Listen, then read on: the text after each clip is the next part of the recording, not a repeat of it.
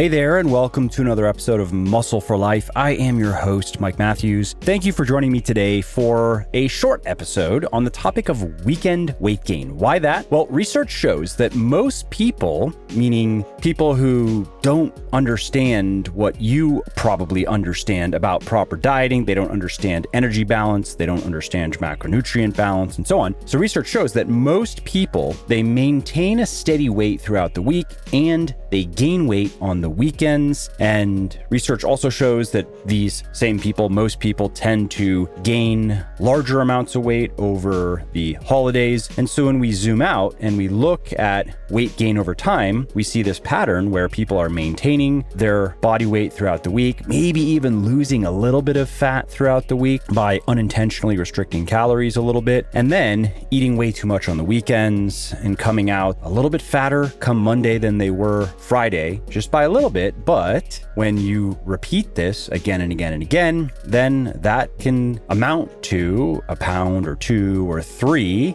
of additional fat over the course of the year, especially when you factor in the holidays when most people eat a lot more food and drink a lot more alcohol than they usually do. And many fitness folk make the same mistakes. They will eat maybe an extra 1 to 4 or 500 calories per day on Fridays, Saturdays, Sundays, compared to their weekdays, and they will burn quite a bit less energy, maybe several hundred fewer calories per day on those same days, at least on Saturdays, particularly on Sundays. In my experience, most people are the least active throughout the week on Sunday. And of course, the net effect of that pattern is you get a little bit fatter over time. And even if you understand energy balance and macronutrient balance, and even if you know how to get leaner, it means that you have to have these little mini cuts throughout the year just to maintain the body composition that you want. Ideally, if you were just wanting to maintain your body composition, you wouldn't have to intentionally restrict your calories at all. Maybe a week or 2 here and there after a vacation or special celebration or whatever. But generally, your body fat percentage, well, more precisely, the total amount of body fat, because your body fat percentage can go up or down without the total amount of body fat changing, depending mostly on muscle. If muscle goes up, body fat remains the same in an absolute amount, then body fat percentage goes down, right? And vice versa. And so I wanted to record a quick episode here, just sharing 5 tips that can help you avoid that weekend weight gain pattern. So the first one is to do fun activities. And I emphasize activities, active on the weekends that you don't have time for during the week, like maybe biking or hiking or yoga or museum browsing, gardening, tennis, dancing. I don't care. Whatever is fun for you. And for bonus points, invite some friends. Make it a social activity, and a social activity that doesn't involve food and alcohol. My second tip is to not drink too much alcohol. And when you do drink, try to eat something first, and then try to choose lower calorie drinks like wine, light beer, hard liquor with calorie-free mixers. And if you really like wine, watch out, because those calories can add up very quickly. Make sure you understand how many calories of wine you are intending to drink or are drinking. Many people have never looked at how many calories are in wine, and they can easily drink anywhere from 500 to 1,000 calories of wine with, let's say, a dinner that's already 1,000 to 2,000 calories. And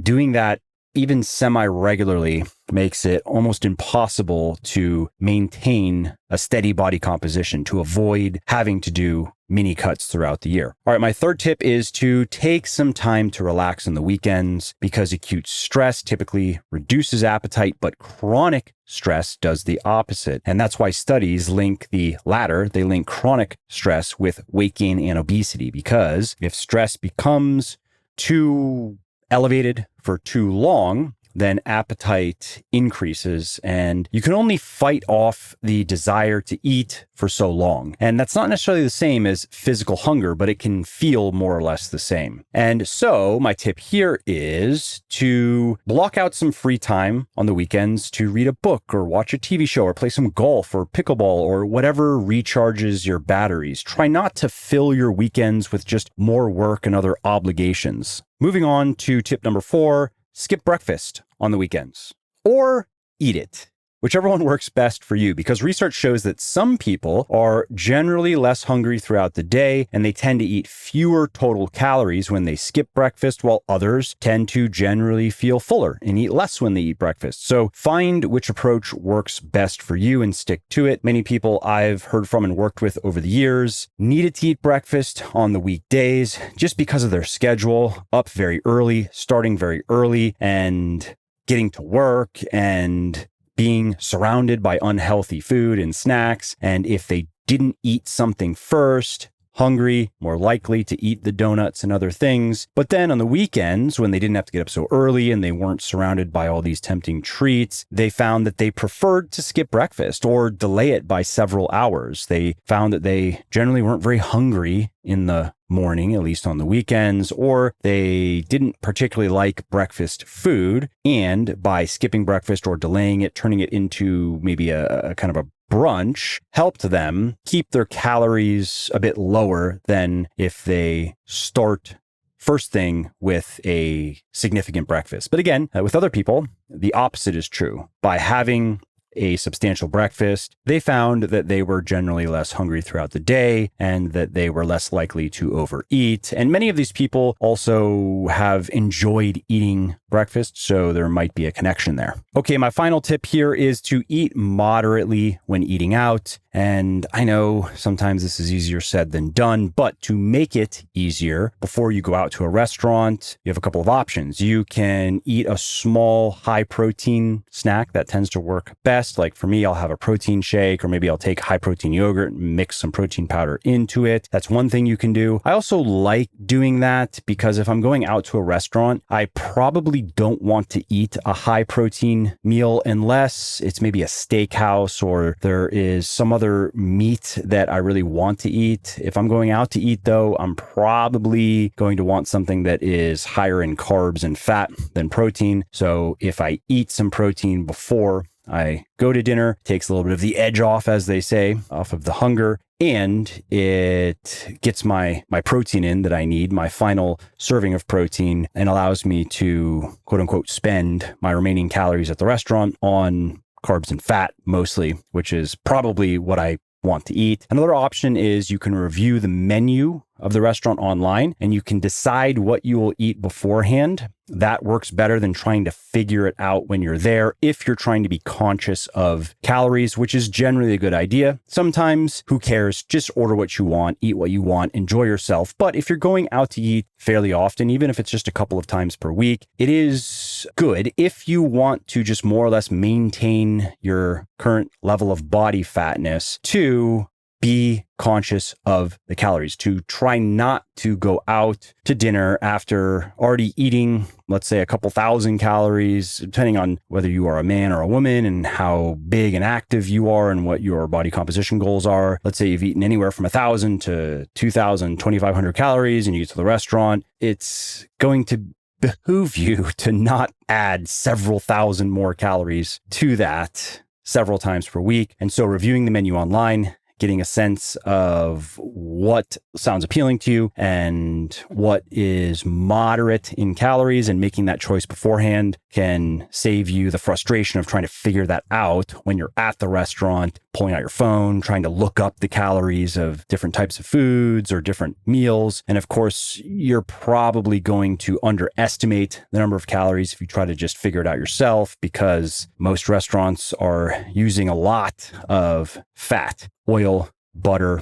Those are the two most common forms of fat used to make food taste good. In the case of desserts, there's usually a lot more sugar than you realize and a lot more butter, cream as well, very common. And so that's another tip. You can also personalize your meal if stock options don't work. So if you're looking at the menu and there's no combination of things that works for you, you can ask them to make something the way that you want it. You can modify an existing meal. You can, like, for example, you can ask them to do something and use a quarter of the oil that they would normally use, or a quarter of the butter, or leave some part of it out. Or in many cases, they can do something more customized for you. You can mix and match different elements from different dishes and get something that you enjoy and that is reasonable in terms of calories and macros. Another tip is to skip the bread basket if at all possible, because it is very easy to eat hundreds, if not 1,000 plus calories of bread and butter before your appetizer even arrives. And if skipping it is not an option, then just take that into account with the rest of your ordering. So if you are going to eat a fair amount of bread, maybe you want to skip the appetizer, maybe skip the dessert, or this is a segue into my next tip, which is to share your food with others, especially dessert, because most desserts in most restaurants, you can count on about 30 to 50 calories per bite, per spoon of dessert. And by sharing your food with others, you can reduce the amount of calories that you eat. You also can encourage them to share their food with you, which I actually prefer to eat that way in many restaurants because you get to try different things. And after you've eaten several bites of a dish, unless it is outstanding, it has lost a little bit of its luster. It's the first several bites that are the best, right? And so by sharing your food, you get to take those several bites of your food and you get several bites of other people's food.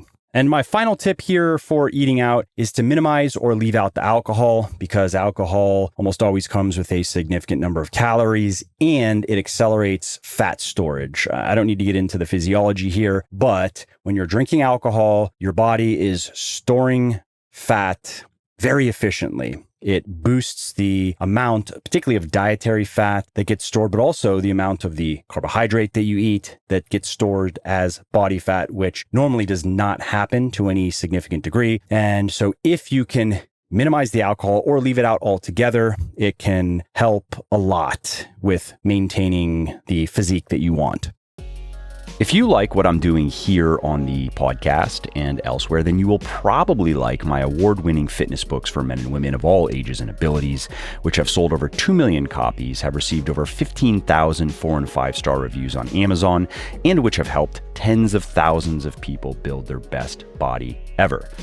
Now, a caveat, my books and programs cannot give you a lean and toned Hollywood body in 30 days, and they are not full of dubious diet and exercise hacks and shortcuts for gaining lean muscle and melting belly fat faster than a sneeze in a cyclone.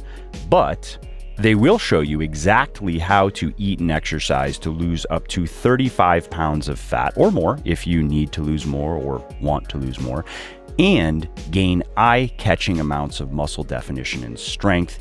And even better, you will learn how to do those things without having to live in the gym, give up all of the foods or drinks that you love, or do long, grueling workouts that you hate. And with my books and programs, you will do that. You will transform your physique faster than you probably think is possible, or I will give you your money back. If you are unsatisfied with any of my books or programs, the results, anything for whatever reason, just let me know and you will get a full refund on the spot. Now, I do have several books and programs, including Bigger, Leaner, Stronger, Thinner, Leaner, Stronger, and Muscle for Life. And to help you understand which one is right for you, it's pretty simple. If you are a guy aged 18 to, let's say, 40 to 45, Bigger, Leaner, Stronger is the book and program for you. If you are a gal, same age range, Thinner, Leaner, Stronger is going to be for you. And if you are a guy or gal, 40 to maybe 45 plus, Muscle for Life is for you. Well, I hope you liked this episode. I hope you found it helpful. And if you did, subscribe to the show because it makes sure that you don't miss new episodes. And it also helps me because it increases the rankings of the show a little bit, which of course then makes it a little bit more easily found by other people who may like it just as much as you. And if you didn't like something about this episode or about the show in general, or if you have ideas or suggestions or just feedback to share, shoot me an email, mike@muscleforlife.com, muscleforlife.com, and let me know what I could do better or just what your thoughts are about maybe what you'd like to see me do in the future. I read everything myself. I'm always looking for new ideas and constructive feedback. So thanks again for listening to this episode, and I hope to hear from you soon.